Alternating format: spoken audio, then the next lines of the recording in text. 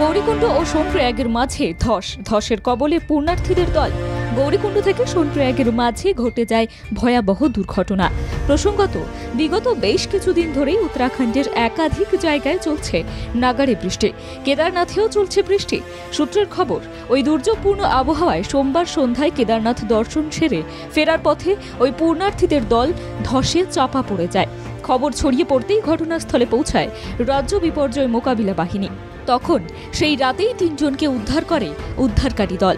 তবে তারপরও বেশ কয়েকজনের ধসের নিচে চাপা পড়ে থাকার আশঙ্কা করা হয় তখনও পর্যন্ত। পরবর্তী সময়ে দুর্যোগপূর্ণ আবহাওয়ার কারণে যথেষ্ট বেগ পেতে হয় উদ্ধারকারী দলকে উদ্ধার কাজ চালিয়ে যেতে। রাতেই উদ্ধার হয়েছিল একজনের দেহ।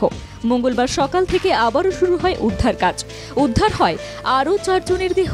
রাজ্য বিপর্যয় মোকাবিলা বাহিনীর তরফ থেকে এক শীর্ষ আধিকারিক জানান, দুর্যোগের জেরে বেশ খানিকক্ষণ সেখানে ব্যাহত থাকে উদ্ধার কাজ। তবে পরিস্থিতি খানিকটা উন্নত হলে আবারও উদ্ধার কাজ শুরু হয় মঙ্গলবার সকাল থেকেই। 4 জন পুণ্যার্থীর দেহ উদ্ধার হয়েছে বলে ওই শীর্ষ আধিকারিক জানান।